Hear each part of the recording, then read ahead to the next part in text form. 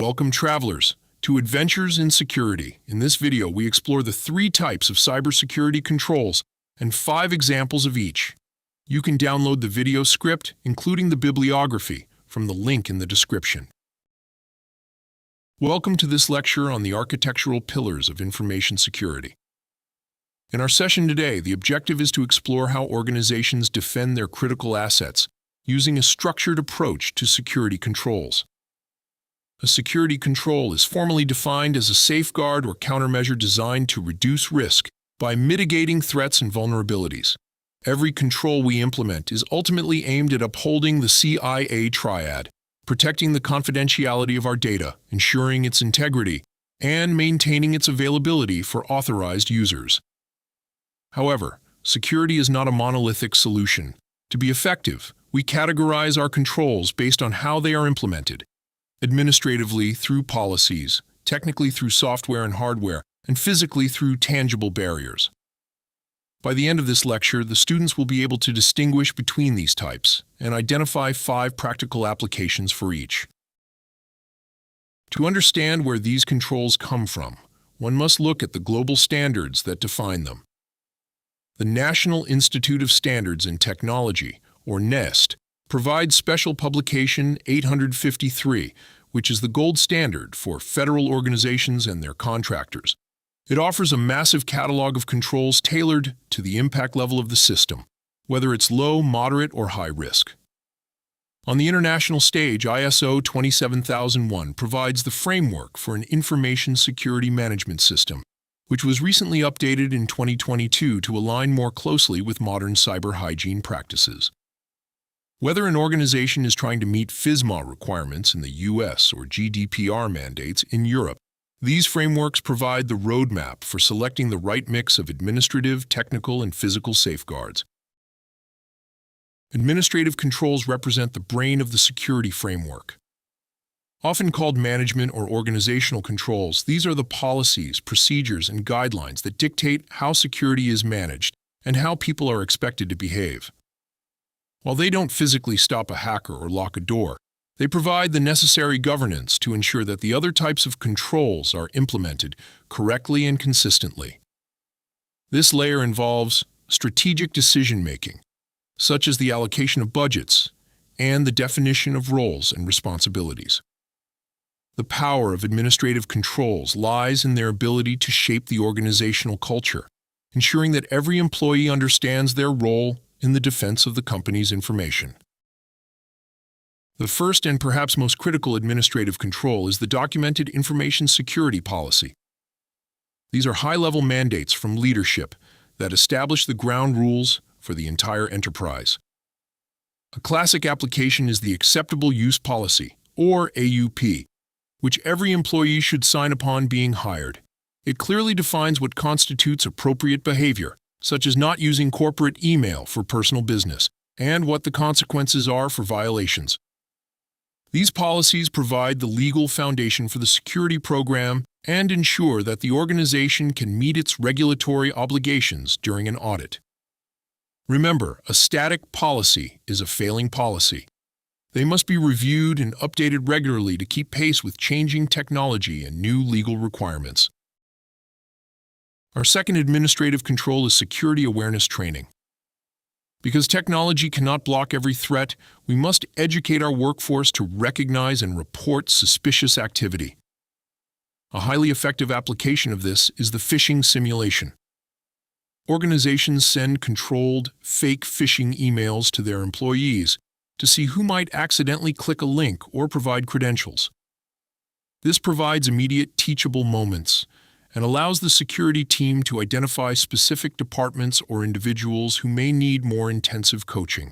The goal is to develop a human firewall where employees are just as suspicious of an odd email as a technical filter would be. This training changes behavior, which is the ultimate objective of any administrative safeguard. The third administrative control involves personnel security. This begins before an employee even starts their first day through the application of rigorous background checks. By verifying identities, credentials, and criminal histories, an organization can filter out high-risk individuals. Once onboarded, personnel security continues through the enforcement of the principle of least privilege, ensuring that staff only have access to the systems they need for their specific job. Advanced strategies include mandatory vacations and job rotation. These are not just for employee wellness, they are security measures. If an employee is engaged in fraudulent activity, their absence during a mandatory vacation often allows the discrepancies to be discovered by their temporary replacement. Fourth, we have incident response and business continuity planning. Administrative controls are not just for prevention. They are for what we call organizational resilience. An incident response plan, or IRP, outlines exactly how the company will react when a breach occurs. It establishes the Computer Security Incident Response Team, the CSIRT, and defines clear communication and escalation paths. To ensure these plans actually work under pressure, organizations conduct tabletop exercises. These are collaborative workshops where stakeholders from IT, legal, and management walk through a disaster scenario, such as a ransomware attack, to find weaknesses in their response strategy.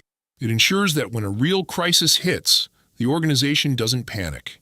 It executes. The fifth administrative control is change management.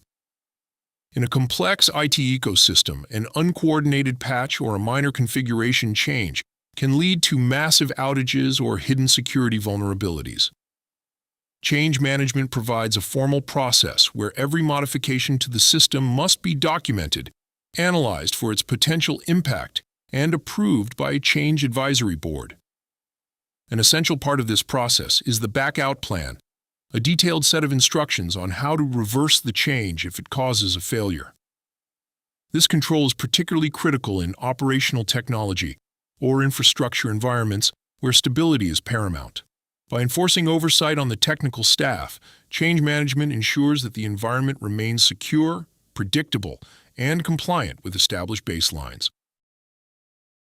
We now transition to Category 2, technical controls, also known as logical controls. If administrative controls are the rules, technical controls are the enforcement officers. These safeguards are implemented through hardware and software to protect the CIA of our information systems. Technical controls are unique because they can operate at machine speed, providing the real-time detection and automated response necessary to combat automated threats like worms or ransomware. They are often the most visible layer of defense to the IT professional, encompassing everything from how we encrypt our data to how we filter our network traffic. These controls are essential for translating high-level organizational policies into measurable, repeatable, and automated technical barriers. The most foundational technical control is encryption. By using mathematical algorithms, we transform readable information into an unreadable state. We apply this in two distinct ways. For data at rest, such as the files on your hard drive, where we might use the advanced encryption standard AES to ensure that if the computer is stolen, the data is useless to the thief. For data in transit, we use transport layer security, TLS, to encrypt the communications between a user and a website. This prevents an eavesdropper from intercepting sensitive login credentials over a public network. A key component of this control is cryptographic key management. If the keys are poorly protected, the entire encryption scheme is undermined, making the management of the key lifecycle a critical technical requirement. Second, we have network firewalls. A firewall acts as a gateway between two networks, inspecting every packet of data that tries to pass through it.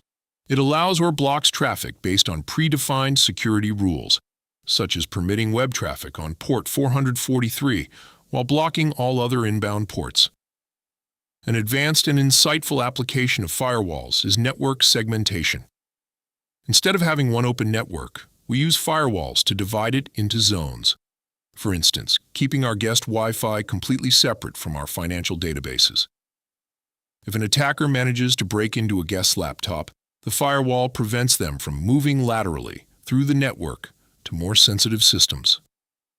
This containment is a primary goal of modern technical architecture. The third technical control is multi-factor authentication, or MFA. In an era where billions of passwords have been leaked, relying on a single secret is no longer sufficient. MFA requires that a user provide at least 2 different types of evidence to prove their identity.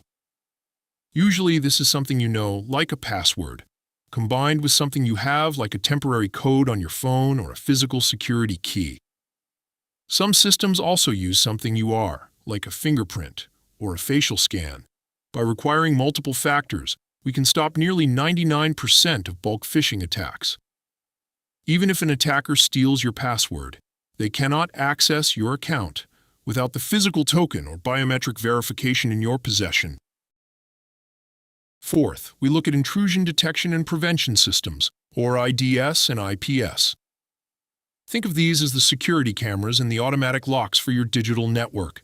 An IDS monitors traffic and sends an alert if it sees something suspicious, like an unusual volume of data leaving the network. An IPS goes a step further. It can actually intervene by automatically dropping the connection or blocking the IP address of the attacker in real time. These systems use signatures of known malware and behavioral analysis to spot hackers who are trying to explore your system. By continuously auditing every packet on the wire, IDS and IPS provide the high-speed detection and correction that is essential for a modern, active defense strategy. Our fifth technical control is the Access Control List, or ACL. An ACL is essentially a list that tells a system who is allowed to do what with a specific resource. We use them on routers to decide which computers can talk to each other, and we use them on our file servers to decide which employees can open which documents. For example, the HR team might have read and write permissions for payroll files, while the engineering team has no access. This is how we technically enforce the principle of least privilege. Furthermore, ACLs can be configured to log every time someone tries to access a file they aren't supposed to, providing a critical audit trail for our incident response team during an investigation. We now reach Category 3, Physical Controls. While it's easy to focus on hackers and code, every piece of technology exists in the physical world. If an adversary can simply walk into your server room and pull out a hard drive, all the technical controls in the world won't save your data.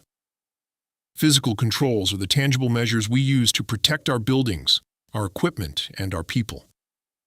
They defend against threats like theft, vandalism, and environmental hazards like fires or floods. Physical security is the foundational layer.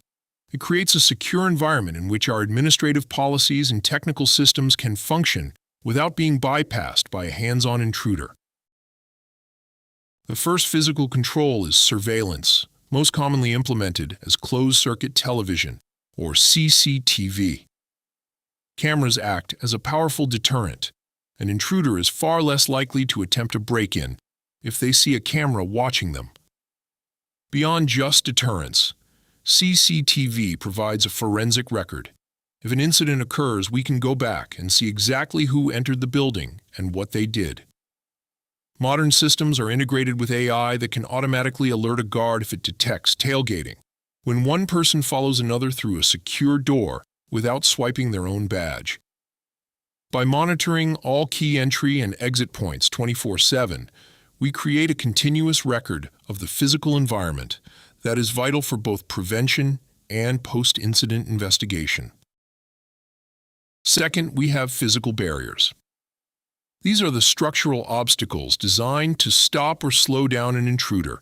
This includes outer perimeter defenses, like high-security fencing and concrete bollards that prevent vehicles from ramming into the lobby. Inside the building, we use man-traps, small secure rooms with 2 doors where only one door can be open at a time. This physically forces every person to be authenticated individually and prevents someone from sneaking in behind a legitimate employee. We also use the concept of CPTED, using landscaping and lighting, to make a facility naturally harder to attack. By placing physical barriers between the public and our sensitive hardware, we increase the cost of an attack and buy time for our security teams to respond. The third physical control is biometric access control. Traditional keys or badges can be lost, stolen, or shared between employees, which creates a massive security gap. Biometrics solve this by using who you are to grant access. Whether it's a fingerprint scanner at the server room door or a facial recognition system at the main entrance, biometrics provide a very high level of certainty. You cannot lose your fingerprint, and you cannot easily share your iris pattern with a coworker. We typically reserve this control for the most sensitive areas of a facility. By requiring a physical trait for entry, we ensure that only the specific individuals authorized by our administrative policies can physically touch our critical information systems. Fourth, we utilize security guards. Even the best automated systems can be fooled by a clever social engineer. A human guard provides a level of judgment that cameras and locks cannot match. Guards manage the lobby, verify the identities of visitors, and ensure that contractors are escorted while on the premises. They also conduct foot patrols, checking for propped open doors or unauthorized people in restricted zones. The presence of a guard is a dynamic deterrent. They can adapt to a situation as it unfolds. In the event of a physical intrusion or an emergency like a fire, guards are the first responders on the scene, providing the immediate intervention necessary to protect the life and property of the organization. Our fifth physical control is environmental monitoring and suppression. Security isn't just about people, it's about the environment. Our servers are incredibly sensitive to heat, humidity, and fire. We use specialized sensors to monitor the temperature in the data center 24/7. If a fire breaks out, we don't use water, which would destroy the electronics. Instead, we use clean agent fire suppression systems. These systems flood the room with a gas that puts out the fire without leaving a residue or damaging the hardware. We also use uninterruptible power supplies, or UPS, to ensure that if the city's power grid fails, our systems stay online or shut down gracefully. These controls protect the physical integrity of our infrastructure from the unpredictable forces of nature. Now that we've covered the three categories, the students must understand how they work together in a strategy called defense in depth. Imagine an onion. Your data is the core.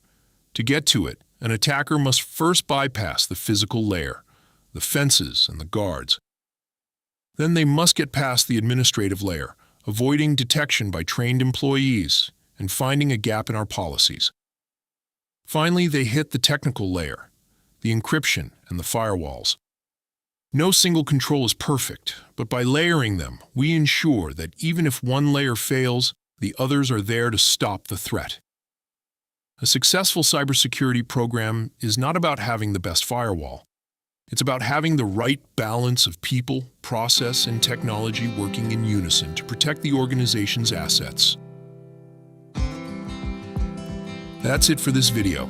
If you learned anything, please remember to give us a thumbs up and subscribe. And until next time, be careful what you click.